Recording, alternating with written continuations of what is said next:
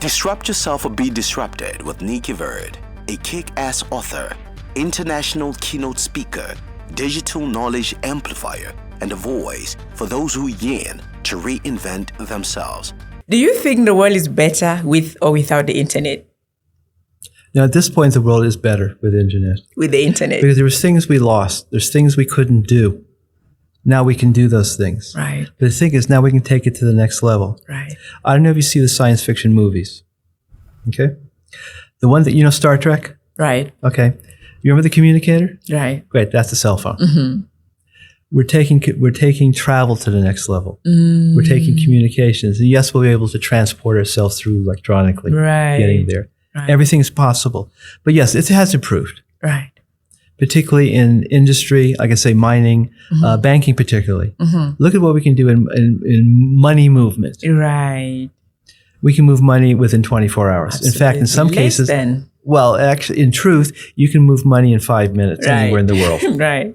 Now, that's where the internet comes into play. Mm-hmm. That's where technology, but also you can get the weather reports. You can find out more information. Mm-hmm. You can do all these things you couldn't do before. Right. That's the improvement. Right. That's great. But then there was a price there. Mm-hmm. We're too dependent on it. Oh, that's the downside of it. What's the downside? You're too dependent. You have to have that balance. Right.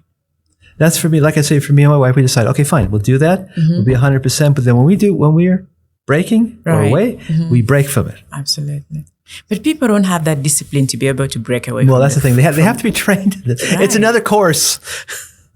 It's something I'm learning myself. It's so difficult to break away from it. Well, you have to, yes, but you can learn. Right. It takes step by step and also discipline. Right. And that's part of the thing we're having problems, I hate to say, is with millennials, the Z generation, all that. No, I'm serious. If you look at the studies, you look at the reports and everything else, we need to get back to some of the old traditions of taking a break. Right. Of stopping for a minute. Right. Take a breath. Absolutely. I agree. It's necessary. That's where we have to go with Absolutely. it. And then you can actually take your technology to the next generation. Because I've already planned a few other things for the next generation. Right. But that's the other thing. If you have the basics from what you learned, then going to the next level is like, okay, next. No, I'm serious. Right. Okay, this would happen. Laptops now. Right. Now we have cell phones. Now we have cell phone cameras. Right. Now we have, I should say cell phones, smartphones, cell phone cameras, the foldables. Mm-hmm. And so in your opinion, what is the impact that social media has in the world today? It's part of the evolution of the There's a positive internet. and negative to it. The positive to find out more what your friends are doing. All right. The other thing is the bullying that used to be verbal has now become too intense with this is the social media side. Absolutely. That's the biggest downside. Right. The rest of it's fine. Right. People talk, people gag, and everything else. But this other thing with the bullying that's gotten to be very dangerous. Right. That's the downside. Right.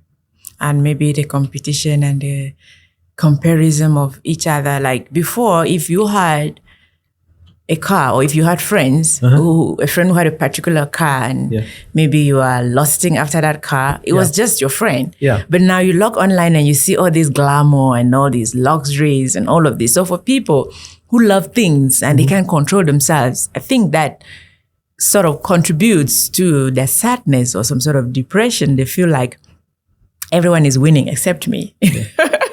Well, but before, that competition was just between you and your closest neighbor or your closest friend. So the internet has also expanded that. But on the positive side, you keep in touch with your friends, family, and you get to see the world from another person's perspective. And I mean, if you went like your vacation, if you had shared some pictures, I would be part of that. Like, exactly. Even though I wasn't there, So there's that's sharing your experiences. Right. That's part of it, and that's the nice thing about it. Right. And also presenting yourself to it. Right. But sometimes the present. Okay, now I'm talking more on the professional side. Right. You present yourself. Here you are. Right. But it doesn't show who the person is. Right. There's a part to the person that's missing from social media. Missing from the whole social media. Who is this person? Yes, you can make a video. Yes, you can do everything else.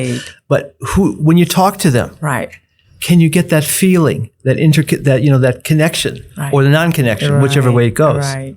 And Would you get the excitement, like I'm talking right now with the excitement, would you get that over a video? Not really. Nah, not really. And that's the thing that we're missing. Yes, we had covert and everything else. Right. Also, just to let you know, being a health scientist and a computer scientist, I had no restrictions during covert, so I went wherever I needed to go. Yeah. Really? I'm one of those people, yeah. Did you wear the mask?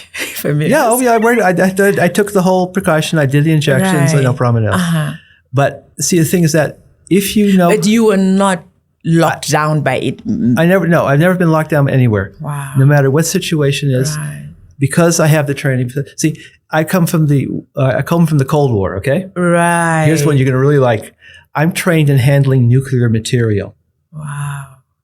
You know, reactor stuff. Right. Because that was what it was. That was what engineers had to learn on. So I've been through 2 earthquakes.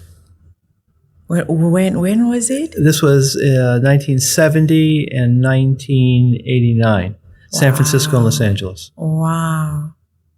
And So you survived. Yeah. Both of them. Well, that's the whole thing. You were trained. In the United States, we're trained to handle that stuff.